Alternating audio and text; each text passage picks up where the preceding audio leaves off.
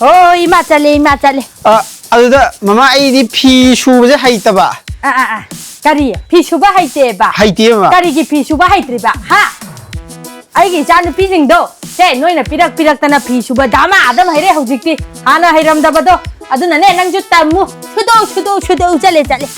As mo ni ni. Koina ba nupa gi phiron nupi na shu ba di dum chatne. Koina ba nupi gi mama gi phiron nupa na shu bu chatna bra ne. Khang ni da. Yum ngangli tau ba na haira khibni. Si oi tai thom bai me yum do. Lakjage na nakta toina aigi phi shu hange lona. Wa nang na tra thom ba hai ja. Mani ne kai go lu tau jibu. Ai ma ne. Oh, nang thom ne ba. Ma tholin he ming du ka sa nei he thon la na. Se ma sai khajari da. Se si khara sudora u. Kai oi du no sibu ne. Oh, se chanu pi da noi na phi khara he su hali da na. Adu da noi gi phi su ri ngai da I chanu pi do. Ai gi phi anta subi ya dre ba. Adu na ai gi phi jing je noi da choro on hai ba. Se kai no ni kanggan ga ne mo bak phi da ka ni. Na na sudo ko chale ima chale ko. Kai no tau jibu. As ko ka ngao phi jai no su ta ra ba. Hai thom ba. Kai hai gi ma. Se phi do washing machine da ga su ba ya roi. Ni atopa da su han ba ju ya roi ko. Nang na surak ka da ba. Hangbra nang na sana na khut na. Oh chale. Oi ma surake khun na surake video na ma ki ma. Tombi. No che to thonga nam ta thoro yo. Ai no thonga le. Sai de ne ngai ri je. Ma rang ju hai na gra ba. Ma si dai ji da busy. My phone do chatte ba busy dum le ba. Pa ta thoro yo. Am phaja dong no thonga ji da. Oi thame. Kani khali no khang de ba thonga ji da. Thoro ki ji no ma si ni pi ji no ai ni yo ngsi. Kayam koi rage ngai ba. Harau ko thore e kayam koi rage. Ngasai de ni. Asai da ngai ra ba ne. Noi mi amau la khani ikai da ni sida changa le ni. Lakman da noi mi na khang dum je lai sak tre. Atai lai de. Phone ta bro. Kai no. Kana nang no wari sari je. Se lok sam ta. As phone ya den hai du no da nungai tre na. Phone ya di adu ka busy mi ga wari sa bai ta dum tau le jina kai hai ba du ka. Ya da bai ne. Kana haro wari sa ni je kana haro. Sana de mi ye ngo kana ga sana de. Sida number save to do mi ai de. Si kana no. Ha kana mun pa no kana mun wa no. Abda mun na ye ngo. Company number ne do. Sibo. Mami chu on all oi ba. Yare adu je ne. Nang han free asang ba ai ngon hapsa lakhi do adu mi tu dei ni nang kai no som taro je adu matam do adai dei ni nang nawong na taw ma che si lak lai je. Lak te ka su to. Nang pa to ko ga ro. Kai dei koi dui no. Hoi do je chau ni ba. Busy kai ai no hang bi. Yare se si phone je. Si nang pai ro. Si ai share ma ga ne ai pura ge. Si pai ro. Ya ro ye kai no phone na je bo. Khoi ma oi khanga di kai no hai du ji bo. Noi ma na khang kai do di ba. Ha noi ma hai ai ga loi yan na re kai no. Noi ma gi phi bo loi su ne som da yan na da phi bo loi su lo da kan ji da. Kai no hai je. Khoi mai phi ro si bo. Noi mai phi da ai ngang no da hai nang kai oi da. Adu nang pa so koi ram ni nang ai khang na. Ai phone do ta ba du ngai tra ba. Phone busy le ra ga ta ba ngai ta bai ni ye. Ta ma ya do wa ya ngang ni nang. Mi je ma ra le di ne seran toran pangang ngang ne phum da khum ne. Nang no pa so koi ram ni na. Nang ai jam thaja da bra. Thaja de antak matang nang nawong na taw jai thaja de. Adu de ai kai no hai na ya ga tra. Kai no hai na khang da bi hekta ya ba. Adu de nang ai thaja de ji thaja na ba. Ni lu hong mo de pa sam chang da na ba. Hu offer am chaung tha ri. Che lo la je. Che la je ba. Ya ai de du de. Adu kai lu hong bai offer thai bo. O hau jing ne lak ani ga lising tara gi oi ba furniture set ama ne. Lupa lak ama ga lising ni fu da offer tha ri. Chalo da. Quality gam yaw ro boy. Kitang tau da pek ka te kan ba hekta che khai ba adu gi set to ra ba ni. O na ti e. Ya ma pha ba ne. Quality ju apha ba ne ba. Ma ne. Adu di de item set ni ga hai ga phabung adi du ga de phyang ko kum ga khatang go ra ba ni set masing ju kai su ra boy ne. O na te. Hai pa am sa ngai nang ju. Khang di khang da na. Mi lu hong ba ma da punari ba po chai jing do oi chui. Item ni pan ne do soro ka doi je. Item ni pan ba. Hoi. Quality ju pha ba. Lang ga lising ni fu da adam cha offer di kana thai ba. O JBJ construction uri pok na. Ado offer da kam kam bo thai ba. 31st July bo tha ri e. Adu di ngasi che la di tha ni mo ki matam di lei ri ba. Kitang thu no hong bi yo hai di kha thu no hong di adu gi offer do la ho ba di nang ni ba. Phare. Ngasi dum che la je. Phare che la ji. Nang nei mon da nu pa ko dam ni gai na hai ba. Ai mon tha ja da ba do. Ai ju khoi da am chau ni. Adu di kana tha ja dei no. फुरी असंग हेक नंग फी सूर थिलपद यावरपद अदु नुमितुदैनेबा नंगने busy लेखलैबा अदगी message थेंग थेंग हलैबा call का पाइदम फनाम यावरेना अदु मतुंग अदु ममांगनि नंग phone अदुम पाइनब नतो तुमबगजे कोई देबा मी आंगांगी ने हान सिंगदोंना पीग्रदुबु सम हंजा हंजा हाइले यारे चेलजे से नोय मागिजे अमता हान थिंजलमगिगेरो अस यारे अइना हेंग चेनबा हलकपदने अदुम पुराजे चेनबा थिनबदुदा होय चेनबगी थिलकपदो अदुदो इन पुरागे हो से अदुदि पायोसे तबजलो लो कदैनो ना हयेंग कुंडो लेंगुदा सिनाबा लेखुजी खय यंगमबने फोनदा ओ येंबलोरबो लोरे अदो नंग अतै तै कावरजुने नोगी बेमगी खंगनब नुपादो मागी फुरी असंगबदो अदुदा पोरपो कावनुको ए कइनो हाजे अस नंगजिदि अदुगी फुरी असंगबदो नंगना एमोदा हापचल अमद्रदि अखोइनी सावनरमोय अदो सावनरमद्रदि ngasi अखोइनी थुंगनैजे थुंगनरमगद्रो अदु फुरीतो यामना मारू ओइबा फुरीनेबा अखोइनीगी थुंगनबजिदा अदुना अदु फुरीतो पोरपो कावनुको होइने चुमिने अदु फुरीतो सोइदना नंगोंदा हापचलुबदगी नंगना पंचिंगदा चिन्नादना मसिदैजिदा अदुदगी सावनारगा दम चेलेदना अदो आई तोंबीदम थांखिगो होय थमेको अदुदि तोंबी अंदा थोरो याउदे हायरा ओ होय अदुदि होय चेदम थांखि चे नंगना पामे हाय फि मचुदो याउदे हेजिम पोते इनबदो ए अतोपम येंगसिदना दो यारोय आई क्या खुलगे दो फि मचुदो पामे नंग हाने हायरिदो नहान आइना सिंगला सा लौजेदि यादे मसेजे फंगनी ना नक्सला कानदा फंगनब थिरोयु यारोय अदि हाय होय मा फंगनब थिरोय नत्रदि इल्लोय जेन होय ngai puamta kaidarge che kai wa lage ngahan gi thomagi phri asangbado adudo ai pugrage aun poroina kai gi adu phri tu na ne natai khuni thungna le jeng asi do ai pu da ba ya tu phri asangbado thomda khra hayo nang hai ga yeng ge du ya ka dra khang de ya na ba khra hayo nang na phri to hayeng na memory oina ba asana tham du ne akoina fisuraga da hem ba da hen jadagi bdo he itai hayo yes hongdri dana यार है रो हो अदुगी थिना गिबैदो अदुदजुने आइना ने थिबा खंगद्रेना हाइरुबा अदुदगी हेक फंगदबदा न हातोकनी अदु तौदीना EMI Pema अदुइ नुमित मान तौरक सब्त्रदो इपंग पंगजबा इतप तपजबा मालगा अदुइ नुमित दai खंगरमने आइना माय फुरितो काम लुना खंजगे अदो नंग याना बमता हायोबा नंग हाइबा याद यादरगन आइसु हाइगेबा हाइरगदि येंगे होय तुमने गाने सिबु पाजुबा जाखनि जो हारते यौरा काने थौलो ओय कई तो फिबम नि गंजा थबि मा तो नुपावन थोलै नि असि फिबम नि कई दा थोबा लाकनि जो लानि हारते यौरा काने थौलो न कोल गौ थुपिन करखनि मागी कई तो ड्रेस ना नुपावन बद माइ थोपा हुना ब्रबा चले लाकनि जो हारते मा मीना खदन के लेरगना कुइएगा दु तवेगा ना दुर्बा सागी दा त ममा आइजे चुमना द लेरमोदन यासे तो अदो नंग पैसा अहिन मग लेरोइद्रो पैसा दि कइगे आ फॉर्म लब तो पैसा खरा वाटपा दु सुम लैरन हंगमै अखोइ चेलु होंगी बगी अखोइ मादो पैसा लैतेना सोमदा एंजा हाउबा मुक्सा जेने याद बि लैने अदुदो काइदि पैसा हाइदोनो आइना खल्लुरिबा मयामजिगा सोमददि आइना नंगदि सामु लोबिनि ने खल्लि अदुगा नंगदि सिकी बुंगनापतबि ओइलेमबा ओ चलो हे खोइ चेलु होंगी दा गाइबा नंगजु अदो हयेंग फि खा थिलके हयेंगदि फि खा यामेबा नंगी मवोंजिदि नंग नाइजे नुसिबा माजलक्तरेदा फि सुनबा दोबि ओइन थमा माजलेदा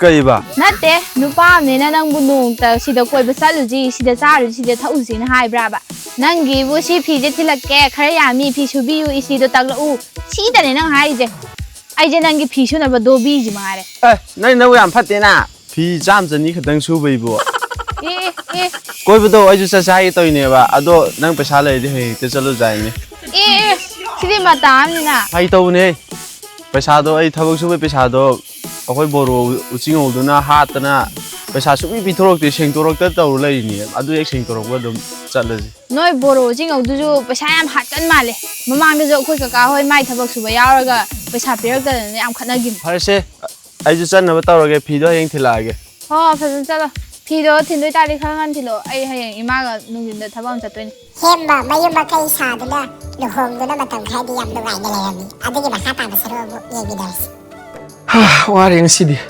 Hema As masi nupi di ba Ini si prise fazana thammo na hairaga Nuksi si prise Si prise kai gumba mana Ai onda se antran hapchalamdradi Akhoi ni ngasi thungnai je thungnara maroi dabane ba Tabro Tabro Tabro Taning dabana masi gi angang sina Nong hek ngam dadi numit taw Tari bro na Halle mani han taram ni ju khangje Sigi hairadi ai jung hawi ini poi na taning amoi ko Moi ma padu na ai nusi mi kai na ina sida ki de tak tan ga leibudo as mamit yam narong ni hojik ta khange ai mau kai hai gi ma oi bungo na kauri e am ta law he taning da ban loi re ma as khoi ma ji di ba ta ton hale ai ro kai nu si di yam ngon hale na ngan na halak pa ga lai ni si phri che ina street aga upu da pasana ha pa thamo ai na tro sida phamung gi da sudra na tek thamjalam mi o tham mane ngasi dine aina nungsirak na sum yeng ning pa dugi yengan ban si phri che akhoi ni gi pusi da maru ba phri ne ba si phri sina na lamdra ba kana khang ni nang jo atopam ga munu sinar ma ji ai ba si phri sina sauna halak pa da gi akhoi ni thung nai na tra ado se phajana sudo odoga straight tak tho odoga am hapchang garo hoi shubadi shura bane do ai street tanga tak tho ga phajana thamra ho ho phajana thamu ko hoi ai dine Instagram da reel siang ba jibu ngai ba hek lai tre he si ni bi TikTok ge ko tabra dama pan du thoro tabra thoro yam saw nong lai anda thoro na kai tar ge mo kham ni ma masigi ni pi je mau ne je kaur ma le kai no na khali ja kai dor ge kai law law du bo kai no kai dor ge kai law law du kai no pa tha jalo na kai mau ne je kaur ba na thaba dor ge ba thaba ma tawba matam nang imung ji mi jing ji ga ta na ga dam na tro na ai ngoda na hai ga dam na tro ima da hai ga dam na tro kanam ta haram de bi da nang na ojita hai ba nupi ma sam ngang gi de nang na nang kana no khong ma do ma ma ga salam mi do kai no ba ha palisin tara kun khakta ba marup ne ai dum ngam ba pon ne na dum yaw bani on thai do hey lising tara kun du gi wari na te ne marup to chaw pik pik gi wa na te thaba ma taw de ne ta na ga da ba ai ngonda khangbra ima da haram ga taw da ba nang na thana ku sira si taw ya bro ha tap na ngang no ni bungo ma sa noi bo lai kai se tar ga ne khatna ba man ga ni imagi imung ji de ne santi lai ga ba imung ni noi domai to ba ya ko ma palisin kun ta marup tang yaw bu kyam kai ge ba hey lising tara kun gi wari na te nang na taw di ba domai na ai ju taw ge nang harau ga ha nang na kai ta tanaram de bi ai thabam taw ge ba nang da hairam de bi ima da tanaram de bi nang ai ga ro na matung na ai ngon da hek tana de bi da thabak taw ra ba khang ga dam ne nang ma aina dine surprise na imagi sana mata am ta sage ta woni marup ta power ga ha imagi chana cha doi ba yaw selu mong da hai du ne yaw selu ima ju ne hun ba yaw bi ge hera imagi lik sa da do bo ma lik hai bana ti lai ma sa ma sage ha be magi lai ya ba lik na ta ba hoi ma ibi ma dina dum hullo da ima kya bit lai tre ngasi gi ni pi je lauram da na pha ba ja ne atopa nu pi mo ne laujaram dau ni ma wa khangan da bi da mathan da thak se lo lo ne ta taw le ram ni ba ani ra hulak ti sole mana smai toi je leisabi ojita hai ba masam ngang bi ni pi do adu da bu mana maru yaw sal lai ram me ba leisabi do kok chen thok ro kanai mangja ba no hai ba ni da khoi dau ye khallu khallu chung chau ni da ai na di mingon da ga nu pi na ma wa mo pore ba khangan da bi thabak taw je pam di ga na mingon da ga hai ri ne ba adu ga di ai gon da chap chan thok pa ni da khoi dau ye khallu khallu chung chau ni da chi ni pi je lai mi na ba nu ngai roi dau ri ba masigi preacher masigi mai thado phal dam ni masigi preacher ne ba akhoni thuna hali je masidi mai thado ke de mai khe to long kai tham mi no mai ke kai tham ge ha kai no mai ke sai mai thado te ba chin thi bi nang ga thuna han ba preacher sa sim mai thado te ai bungo za mai ke kai tham ge ba phat de ta ko no kai do won phalo de no tai na no si pilu pi rồi mai ke putro mai ke yang de tao roi ke kai no ha ke ra su ge nang smai na nang smai na ai khang da bi te ke ra su ge ba tao roi ba no phat de cha wai ya rồi pi de pilu tao roi ba Piro masa, piro ni ko piro, makada mai ta na masi, piro he masi. Sei ta lu jop ta frito. ma thong hack to de Ni masi. cái đó phải cái này mà phải đâu cái xong như vậy bà Masi kana da, wai ani ni si ai tan ni ko ibai an ni. mà tôi mà nó nghe hết anh còn tác tại vì thằng ấy tàu nó cày đầu như mà nó dùng gì được biết này mà imung gì mi khăng ăn tại vì thằng tàu bay gì ꯇꯨꯡꯗꯅꯦ ꯑꯐꯕ ꯀꯩꯁꯨ ꯑꯣꯏꯔꯣꯏ ꯑꯣ ꯀꯌꯥꯝ ꯐꯠꯇꯕ ꯊꯕꯛꯅꯣ ꯁꯤꯕꯨ ꯑꯣ ꯏꯃꯥꯒꯤ ꯁꯅꯥ ꯁꯥꯅꯕ ꯌꯥꯎꯕ ꯃꯔꯨꯞꯅꯤ ꯌꯥꯎꯖꯁꯅꯨ ꯀꯩꯗꯧꯔꯒꯦ ꯃꯤꯒꯤ ꯃꯆꯥ ꯑꯃ ꯈꯠꯅꯕ ꯑꯩꯅ ꯅꯣꯛꯅꯔꯨꯕꯩꯔ ꯀꯩꯅꯣ ꯑꯩꯒꯤ ꯏꯆꯥꯒ ꯏꯃꯧꯒꯁꯨꯅꯦ ꯍꯟꯗꯛꯇꯤ ꯇꯣꯏꯅ ꯈꯠꯂꯛꯏ ꯑꯗꯨꯒ ꯃꯤꯒ ꯃꯥꯟꯅꯗꯕ ꯈꯠꯅꯕ ꯑꯃꯗꯤ ꯌꯥꯎꯔꯤꯅꯦ ꯃꯣꯏꯅ ꯍꯦꯛ ꯈꯠꯅꯕ ꯈꯨꯗꯤꯡꯒꯤ ꯑꯦꯟꯗꯤꯡꯗ ꯐꯨꯔꯤꯠ ꯑꯁꯪꯕ ꯑꯃ ꯍꯦꯛ ꯄꯨꯊꯣꯔꯛꯑꯒ ꯃꯁꯤꯒꯤ ꯐꯨꯔꯤꯠꯁꯤꯅ ꯊꯨꯡꯅꯍꯟꯕꯅꯤꯅ ꯍꯦꯛꯇ ꯑꯗꯨꯝ ꯀꯟꯅ ꯉꯥꯡꯅꯔꯤꯕ ꯃꯗꯨꯒꯤ ꯐꯨꯔꯤꯠꯇꯨꯃ ꯍꯦꯛ ꯄꯨꯊꯣꯔꯛꯑꯕ ꯃꯣꯏ ꯈꯠꯅꯕꯁꯤ ꯑꯗꯨꯝ ꯂꯣꯏꯗꯧꯔꯕꯅꯤ ꯉꯥꯏꯈꯣ ꯍꯥꯏꯕꯅꯦ ꯉꯥꯏꯈꯣ ꯋꯥ ꯆꯠꯇꯥꯕꯤ ꯑꯃ ꯉꯥꯡꯅꯒꯗꯕꯅꯦ ꯀꯔꯤꯅꯣ ꯉꯥꯡꯅꯗꯣꯏꯁꯦ ꯀꯩꯅꯣ ꯀꯩ ꯅꯪꯅ ꯄꯥꯈꯪ ꯍꯥꯏꯗꯤ ꯀꯩꯅꯣ ꯃꯤꯉꯣꯟꯗ ꯅꯪꯅ ꯍꯩꯃꯥ ꯑꯁ ꯃꯁꯤꯒꯤ ꯅꯨꯄꯤꯁꯤꯗꯤ ꯅꯨꯄꯤ ꯊꯤꯕ ꯅꯨꯄꯥꯅꯅꯦ ꯌꯨꯝꯗꯒꯤ ꯍꯦꯛ ꯊꯣꯛꯈ꯭ꯔꯕ ꯂꯝꯕꯤꯗꯅꯦ ꯑꯗꯨꯝ ꯑꯩꯗꯤ ꯄꯥꯈꯪꯅꯤ ꯀꯥꯏꯅ ꯁꯨꯝ ꯍꯥꯏꯕꯁꯦ ꯁꯦ ꯐꯥꯒꯤ ꯑꯣꯏꯅ ꯍꯥꯏꯅꯕꯁꯦ ꯑꯗꯨꯝ ꯆꯠꯅꯕꯅꯤ ꯐꯥꯒꯤꯅꯦꯁꯨ ꯈꯪꯗꯦ ꯑꯁꯦꯡꯕꯅꯦꯁꯨ ꯈꯪꯗꯦ ꯅꯪꯅ ꯃꯔꯣꯟ ꯄꯨꯡꯁꯥꯎ ꯁꯥꯎꯔꯗꯅ ꯅꯆꯤꯟꯗꯣ ꯊꯤꯔꯛꯑꯅꯣ ꯅꯨꯄꯤ ꯀꯣꯏꯅꯤꯡꯉꯛꯇꯅ ꯇꯧꯔꯤ ꯅꯠꯇ꯭ꯔꯣ ꯑꯩꯁꯨ ꯁꯤꯗꯒꯤ ꯌꯨꯝꯗꯒꯤ ꯂꯩꯁꯥꯕꯤꯅꯦ ꯊꯣꯛꯈ꯭ꯔꯒꯦꯅꯦ ꯅꯪ ꯌꯥꯒꯗ꯭ꯔꯣ 하이메다 하이리 아무 허울에 매바세 ꯑꯩ ꯅꯪ ꯅꯃꯥꯟꯅꯕ ꯄꯥꯈꯪ ꯃꯌꯥꯝꯗꯣ ꯈꯔ ꯄꯨꯟꯕ ꯂꯦꯞꯄꯣ ꯍꯥꯏꯗ꯭ꯔꯣ ꯄꯥꯈꯪ ꯃꯌꯥꯝꯒ ꯄꯨꯟꯕꯗ ꯃꯁꯤꯗ ꯄꯥꯈꯪ ꯁꯥꯗꯅ ꯀꯔꯤꯅꯣ ꯅꯪ ꯉꯥꯡꯉꯤꯗꯨꯕꯣ ꯇꯥꯅꯤꯡꯗꯦ ꯅꯨꯄꯤ ꯊꯤꯔꯦꯗꯅ ꯏꯃꯥꯟꯅꯕ ꯄꯥꯈꯪꯁꯤꯡꯗꯣ ꯀꯃꯥꯏꯅ ꯄꯨꯜꯂꯨꯗꯣꯏꯅꯣ ꯅꯪꯕꯣ ꯍꯣꯏ ꯈꯔ ꯂꯦꯞ ꯇꯥꯔꯦ ꯍꯧꯖꯤꯛꯇꯤ ꯇꯥꯕ ꯌꯥꯕ ꯋꯥ ꯅꯠꯇꯦꯀꯣ ꯅꯪ ꯉꯥꯡꯉꯤꯗꯣ ꯏꯃꯥꯟꯅꯕ ꯄꯥꯈꯪꯁꯤꯡꯗꯣ ꯇꯤꯟꯅ ꯃꯤꯅ ꯀꯩ ꯍꯥꯏꯈꯤꯗꯣꯏꯅꯣ ꯅꯨꯄꯤ ꯊꯤꯈꯤꯕꯗꯒꯤ ꯊꯣꯔꯛꯈꯤꯁꯦ ꯍꯥꯏꯔꯤ ꯅꯪ ꯐꯖꯔꯤꯕꯣꯅ ꯐꯖꯔꯤ ꯃꯤꯅ ꯅꯪꯅ ꯄꯥꯈꯪꯅꯦ ꯍꯥꯏꯔꯒ ꯆꯠꯂꯕꯅꯤ나 ꯃꯤꯅ ꯄꯥꯈꯪ ꯃꯥꯟꯗꯅ ꯅꯨꯄꯤ ꯀꯣꯏꯔꯤ ꯀꯃꯥꯏꯅ ꯇꯧꯗꯣꯔꯤꯒꯦ ꯅꯪ ꯅꯉꯣꯡꯁꯤꯗ ꯑꯩ ꯇꯟꯕ ꯑꯃ ꯌꯥꯎꯁꯜꯂꯛꯑꯦꯗ ꯈꯝꯕꯟꯕꯤꯒ ꯑꯃꯨꯛ ꯇꯧꯁꯜꯂꯛꯑꯦ ꯍꯧꯖꯤꯛꯄꯨ ꯏꯁ ꯈꯝꯕꯜꯂꯤꯕ ꯑꯩꯁꯦ ꯅꯪꯉꯣꯟꯗ ꯈꯝꯕꯜꯂꯤꯕ ꯅꯪꯁꯦ ꯌꯥꯝ ꯐꯔꯝꯗꯣꯏ ꯈꯟꯕꯅꯦ ꯄꯥꯈꯪ ꯑꯣꯏꯔꯤꯉꯩꯗꯗꯤ ꯂꯩꯖꯔꯝꯗ꯭ꯔꯁꯨ ꯐꯗꯧꯅꯤ ꯅꯉꯣꯟꯗ ꯃꯗꯨꯒꯤ ꯐꯨꯔꯤꯠꯇꯨꯅꯅꯦ ꯊꯣꯛꯂꯤꯁꯦ ꯐꯨꯔꯤꯠꯇꯣ ꯃꯩ ꯊꯥꯒꯦ ꯑꯩꯁꯨ ꯅꯪ ꯈꯛꯇꯅ ꯊꯥꯕ ꯌꯥꯕ ꯅꯠꯇꯦ ꯍꯩꯃꯥ ꯍꯩ ꯇꯧꯅꯨꯍꯦ ꯀꯩꯅꯣ ꯅꯪ ꯈꯜꯂꯤꯗꯨꯕꯣ ꯀꯗꯥꯏ ꯆꯠꯈ꯭ꯔꯦ ꯃꯗꯨꯒꯤ ꯐꯨꯔꯤꯠꯇꯣ 프리키 달록 요래 칸나버질 로이더로 말래 이사 이모기 누가이답디 라야나 프리치기 좀 카른바데디 누가이더레네 세 그다이든 뭐 두피도 또는 탕기도 뭐 시달래 시다 뭐 타도 파거든 뭐 켰던 거다 그러니까 넌 때도 그래 프리트 필요 가리노 프리트 필요 뭐 타도거든 필요 해 체 타도 필요하면은 타도게 뭐 시 프리츠가 너무 뭐 타도려세 타도리 마시 누파이 미후는 미 시엔지를 거리노 컨디미 프리츠 뭐 타기 마도기 프리트는 내 이제 난기는 아이 홀래 이제 마도가 뭐 타거든 필요 Bema, karino pon me tana omlai bidubo. Ha. Nangbo loba la roi habroi bungona. 오 라이 마 아두가네 타로 토기다나 타오 할라가 라이 유지 Tauni. Noina taudana kana tauni adu yumban do. Kari yumban oba dubo. Ha. Subam nomam lai te da hai sibu kai no ba. 이마 아도 이마나 수범 넘범 크라파가다 맘 비우다나 Oh noi gi ne phibam du da ne. Imana khangdana dukan ama hainara thamabani. 에 그이 두कानो 이마 She dobi oiro. Hiron su chamo machine khara tek tek kon hapchanji adu hujikidi ne ha magi dine khuna han suro. Ko imana hainara thamamni deposit ka loi thirabani. 아스 딸리다 이마 도비 가이나 아도 아토파 모니 비우바 Tali gana. Is gari thau hanu pa cha ba in thinu ngai na leitadana. Tali na trolam gangda. Ha. Aduga standard leiba kaino ga su pa mi ne. Hey, ai ju hai ri dana. Machine do ta na hapchan je dana. Ha, no gi dine aduna chap chara bane pakhang lai sabi oi ringai dagi phi su ba yam phaine dai ne. Adu huji chu su. Khangra, khal le ga ne. Machine a chau chau ba khil la ga su bi do adu tau je ba. ꯈꯪꯗꯦꯗ ꯏꯃꯥ ꯑꯩꯗꯤ ꯀꯌꯥ ꯄꯥꯝꯗꯦꯗ Noina pa mi je. Mi me yam na yam kama noina ga tau na ba. A standard leiba thabak sing duni ba. Natro. Hey. She, phi su phi jam tau ba ji ne paisa ti na lakani. Hojiki ola iba matam ji da. Yengo. Tan ba mi marang yam kai ra ba ni. Aduna ne masa masa gi phi su ning da na. Tan ba gi ngak su na ta na thabak chin khana ra idana nupi ju thabak tau re, nupa ju thabak tau re. Aduna ne noina adu gi thabak to pai hobu matam na hen kana dauri ba. Hangbra.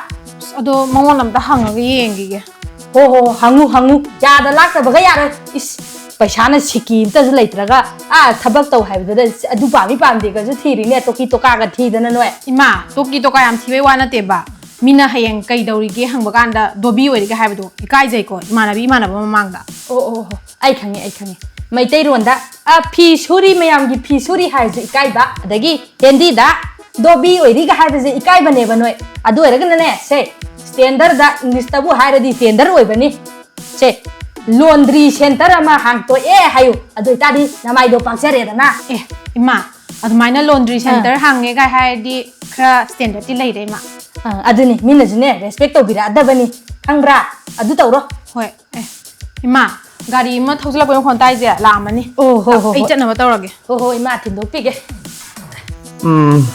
ꯔꯤꯂꯤꯁꯇ ꯌꯦꯡꯂꯩꯔꯕꯅꯤꯅ ꯀꯣꯛꯁꯤꯁꯨ ꯆꯤꯛꯄꯗ ꯂꯣꯏꯔꯦ ꯒꯨꯂꯤ ꯑꯃ ꯆꯥꯁꯟꯒꯗ꯭ꯔꯥ ꯈꯪꯗꯦꯅ ꯇꯧꯔꯤꯁꯦ ꯑꯩꯕꯨ तासन दबी चखिदो कइनो नंगना हा आइना गामनो सुता तागिन जिसे कइनो बना नंगे आइना गाम ताब्रो ए आइना गाम तागदबा आइजे नुपा खंगा आइना गाम तागदबा कइदो बगे मसी कयादा उसित्रिनो मसी नि पिजे लौरमद्रदि फागदमने आई जुने नंगोंदा लेमदि नुगाइ जरंगनी जे पा थासलो ना हा नचिनो दाम खालिदो कइनो ना ना पाखं दा सानिंगदि कदवनि पिथिगामिगे कना नाइना नंगोंदा पाखं सानिंगे हाइग्रगे हा आइ खंगा पाखं साग्रगे बा सानिंगना तो लम्बि तबकुनि पाखं ने चलिदो मसी गांजे नंग मिने हेता तमजले हेता थाजि कइनो हाबलेना हालदि कइनो नंग हाइरगना मिने हेता तमक ꯉꯥꯏꯈꯣ ꯅꯕꯥꯅꯤꯅꯦ ꯌꯥꯝꯅ ꯌꯦꯡꯅꯤꯡꯗ꯭ꯔꯦ ꯈꯠꯅꯔꯤꯅꯦ ꯅꯈꯨꯠꯇꯤ ꯁꯨꯡꯌꯥꯎ ꯍꯦꯛ ꯌꯥꯎꯗꯦ ꯀꯣꯛꯅꯒ ꯀꯣꯛ ꯆꯤꯛꯄ ꯏꯃꯥꯁꯦ ꯉꯥꯏꯍꯥꯛꯇ ꯄꯣꯊꯥꯒꯦ ꯇꯧꯕꯅꯤ ꯁꯤ ꯐꯨꯔꯤꯠꯁꯦ ꯅꯠꯇ꯭ꯔ ꯅꯣꯏꯅ ꯈꯠꯅꯕꯗ ꯍꯦꯛ ꯄꯨꯊꯣꯛꯄꯗꯣ ꯁꯤ ꯑꯁꯪꯕꯁꯦ ꯅꯣꯏ ꯁꯤ ꯄꯨꯊꯣꯛꯑꯗꯤ ꯈꯠꯅꯕ ꯂꯣꯏꯔꯗꯣꯏ ꯅꯠꯇ꯭ꯔꯥ ꯁꯤ ꯑꯝꯇ ꯂꯣꯏꯁꯟꯈ꯭ꯔꯣ ꯏꯃꯥ ꯀꯣꯛ ꯆꯤꯛꯄꯅ ꯌꯥꯗ꯭ꯔꯦ ꯑꯝꯇ ꯍꯥ ꯃꯌꯥꯝ JBJ Construction उरीपोकना ऑफर अचौबा अमखक पुदुना लाक्चरे ऑफर जे मयाम तसेंगना चावबो ऑफर नि को ऑफर नि हाइरगा ऑफर जे थाइरा थाद्रिरा ममन गा हाइरा कांदा अखोय चममनबो ऑफर दो अदुगुम नत्तेबा तसेंगना चावबो ऑफर ने 2.10 lakhs की वैल्यू ओइबा फर्नीचर आइटम सेट निपान गी देबको सिगी जे ओनली 1.4 lakhs ता मयाम दा अवेलेबल ओहनदेबा अदुना मयाम ऑफर आइटम सिंग से अमम तोइना मु एमिनरसि अहान बोइना ड्रेसिंग टेबल लेरे मिंगजिन खक्ता नतना रेक्सु यावरे कबोर्ड यावजरे दुगा ड्रॉवर अमागा अदुगा कुशन यावबा सीट अमागा मैम अदुगा सिदा फियांगोक लेरे करी नो पंयान यानजन यानी को स्वाइ जिजो अदुगा कबोर्ड सु सिदा लेजरे अदुगा रेक्सु लेरे को खुमु थंबा अदगी फी यानबा लोइ थंबा यानी सिदा अदुगा अहुम सुबदा आइना मैम से ख्वाइदगी पामजाबा आइटम क्रॉकरी यूनिट सिदा लेजरे ग्लास डोर ओइरे दुगा मनुंगदना प्रोफाइल लाइट्स यावरे मखादना कबोर्ड अहुम अमगा यावरे सॉफ्ट क्लोज नातनी मथंगदना 4 फेस की हाई ग्लोस वार्ड्रोब लेरे अदुगा थोंग लोइनमक सॉफ्ट क्लोज नातनी अदुगा मथंगद लेजरे किंग साइज अमदी क्वीन साइज बेड अदुगा सिगी डायमंड थिनबा कुशन हापसिसु याम फजे बेड साइड कवर्ड अमसु यावजरे निपान सुबसिना मी तरुक ने इकोम कोम ना चाक चामिनाबा यारबा डाइनिंग टेबल अमा JBJ Construction na pizariba achauba offer asi July 31st fawba oijagani pizariba offer asi lobada hena khudong chanabagi damakta makhoigi contact number amasung IG page screen da uthok charamage aduga JBJ Construction gi office ki location asina uripok taurangmam lekai near flyover bridge luhongbagi awun pot oina season nabada chap charaba quality yamna leiraba fazaraba furniture sing asi ahongba mamalda mayamda offer piringai sida luhonggadauba natraga luhongningba ichinau singna order tausin birakuna khudong chawa asi lobiyu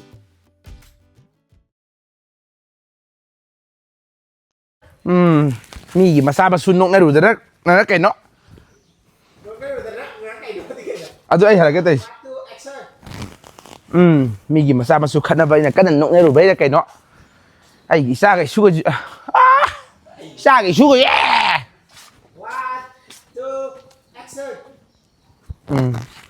ꯃꯤꯒꯤ ꯃꯆꯥ ꯅꯣꯛꯅꯕ ꯈꯠꯅꯔꯨꯕꯩꯔ ꯀꯩꯅꯣ ꯑꯩꯒꯤ ꯏꯆꯥꯒ ꯏꯃꯧꯒꯁꯨ ꯍꯟꯗꯛꯇꯤ ꯀꯔꯤ ꯑꯃꯨꯛ ꯁꯣꯏꯈ꯭ꯔꯕꯣ dialogue तुम तो गाय ना तो करे कईनो दाथोंबा लाखनी का हार हाइरोएबा योगरा कान थोरो ओदे मागी हबा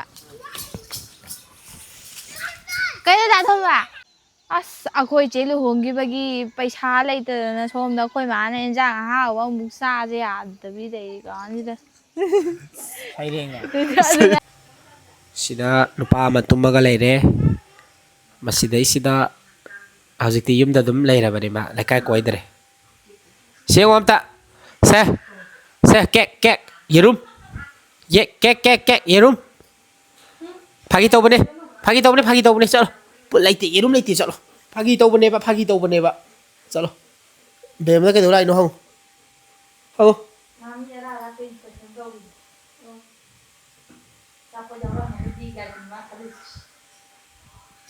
कॉल तो एक्टिंग तो दिने ने साइड दे फोन से साइड थक जिला सब ले रे नंग खमल लगनो हाइना देबा ओ आइजे खमलिबा आइजे नंगोना खमलिबा हा नंगोना करी नुंगी लेजरु बुनो बा आई खंगनी नंग खक्तन फ्रिज मई थाने हाइबा याब्रा आइनु